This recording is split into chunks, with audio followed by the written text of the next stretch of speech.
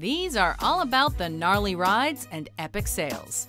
Welcome to WatchMojo.com, and today we're counting down our picks for the top 10 extreme sports. Stop. Drop. For this list, we're looking at recognized extreme sports that involve a bit of skill, technique, and intelligence. So with all due respect to the running of the bulls, which involves running and attentiveness, that event didn't make our list. Number 10. Bull riding. Play the game, you take the pain, you know the dangers, and you're willing to pay for them to do what you love doing. So you think you're a tough guy, eh? Well, let's see you last 8 seconds getting your ass or twig and berries handed to you on top of a raging bull. Some people get their kicks by running away from such beasts. But whether you're an American rider or one overseas, there's nothing quite like the intensity of preparing for and executing this challenge. You step off of one of those bulls, you're 10 foot tall and bulletproof. It takes a certain breed to sustain this kind of lifestyle. And while people flock to events to see bull riders do their thing, there's not much they can do when the bull hits the fan. And then all of a sudden, going from perfect to horrible. Number 9. Volcano surfing. I push off. Moments later, I'm ass-turning down the pumice. The advent of this 21st century extreme sport has been credited to Zoltan Istvan, and it involves a bumpy ride to the dark side of an actual volcano. That's right, a couple thousand years ago, the poor residents of Pompeii were essentially buried alive thanks to Mount Vesuvius. And now, adventurers fight back against volcanoes, so to speak, by getting all up in their business. Go! Yeah! Times have changed, of course, but one must always be aware of getting all carved up by chunks of ash and flying debris. Oh yeah, the explosive lava is something to think about as well. Number 8. Ice climbing. It's a 100-meter vertical ice shield, nearly rock hard because the sun never hits it. We all know that mountain climbing is for pansies, right? So that's why this slippery sport has gained such momentum in recent years. We're kidding, of course, as both rock and ice climbers are equally adventurous and crazy. Whether you prefer alpine ice or water ice, the basic laws of nature apply when climbing up a frozen waterfall. One does not simply ice climb. One comes ready with all the appropriate gear, prepared for perhaps the most exhilarating feeling in the world, and maybe a nasty fall. Number 7. Highlining. Some of you may already highline on a daily basis, but probably not quite like this. My name is Philippe Petit. I'm a wire walker. Featured in the 2015 film The Walk, highlining is the form of slacklining that is done at challenging heights. This sport requires some intellect when setting up the anchor points, and of course, one must be in tip-top shape and be able to focus too, as the ultimate fail would be plummeting to your certain death.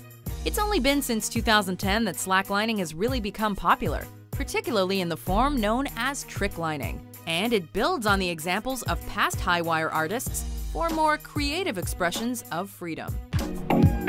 Number 6. Skateboarding. Alright, so skateboarding probably doesn't seem that extreme these days. At least not if you're at the Bart Simpson it's faster than walking skill level. But every self-respecting skater knows that some broken bones are necessary if you want to call yourself the real deal. We don't really need to explain the essence of this extreme sport, as YouTube has become a haven for countless skateboarding fails, and also some rather impressive feats. The activity is something of a gateway sport for extreme individuals, and a culture in its own right. You either skate or you don't. Number 5. Creeking, also known as steep creeking. Sure, one may enjoy kayaking or canoeing, but that doesn't necessarily mean you enjoy literal downward spirals off waterfalls. But if this does sound like you, then you're a creeker. Congrats on having a name. What do you need besides a kayak and a death wish? Well, a first aid kit might come in handy, and you'll certainly need a throw bag and face mask. Those living in the Appalachians have come to know creeking all too well, and there's nothing like experiencing a first descent, whether it's your own or with somebody else. Beware of chicken heads and sieves, and always creak with confidence. Number 4. Ice cross downhill, also known as downhill ice cross. I'm high in my life right now, nothing like it. The average person typically struggles when trying to lace up a pair of ice skates, and even more so with the actual act of skating. But if you grew up playing hockey and know how to maintain a certain balance, then you'll find some value with ice cross downhill. Holy moly! Hey! Do you think they can go any faster than me? Here's what happens. Skaters shoot down a walled track and try not to break their asses. It's just like downhill skiing, except with sharp skates and hard ice. As you can imagine, the average ice cross downhill fail will make anyone wince, especially if you happen to be executing the failure in question. Number 3. Motocross. You gotta always jump something. Speaking of ice, the one and only Vanilla Ice once reigned supreme in this extreme sport, as he was reportedly a 3-time Grand National Champion in Dallas. Go Ninja, go Ninja, go! Go Ninja, go Ninja, go! You could say that motocross was the next step up for skaters during the 80s, along with BMX riding. Numerous sub-competitions have emerged from this vehicular activity, whether it be freestyle, supercross, or whatever competitors come up with next. Some fly high while others keep it low. But motocross has long been a favorite among your more liberal motorcycle enthusiasts. Number 2. Free climbing. Now the big question. Are you an aid climber or a free climber? Not sure? Well, if you're the former, you'll need some help reaching your destination. But if you're the latter, then you're on your own. Literally. You know, you commit, you're like, I'm doing this, here I go. But then after like a couple hours of being all committed, you're like, man, I'm tired. Sure, free climbers take the appropriate measures to prevent, death. But the point of it all centers on the trendy concept of do-it-yourself. There's always that one glance down inside of the corner of your eye. Because once you make the turn and look, you're like, oh man, I am high. When you're a kid, you climb trees. But if you're an experienced free climber, you reach a bit higher. Some question the motivation of free climbers, which does make sense, but perhaps you just don't understand the feeling of exhilaration.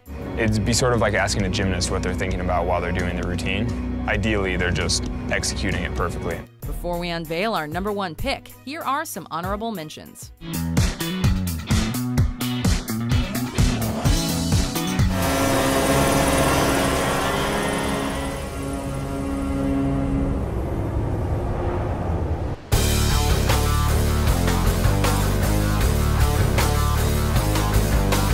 It feels good to be out here, to be back on the trail, making miles. Number 1. Wingsuit flying, also known as wingsuiting.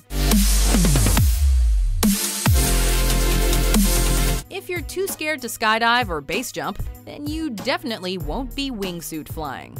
With the suit itself emerging in various forms since the late 90s, one may actually transform into a Birdman, a Batman, or even a squirrel, depending on your stylistic preferences while practicing this sport. Of course, a parachute will be needed for a safe landing, and you may also need a hefty set of balls or a sturdy pair of ovaries. With the arrival of jet-powered wingsuits in recent years, there's no telling how this extreme sport will evolve for space oddities in the coming decades.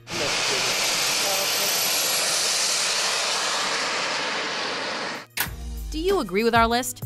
What's your favorite extreme sport? You just have to hang on and, figure it out and fight. For more mind-blowing top 10s published every day, be sure to subscribe to WatchMojo.com. It might not be the toughest route in the world, but given that most people would be happy just to make it up a flight of stairs dressed like this, it's a pretty good effort.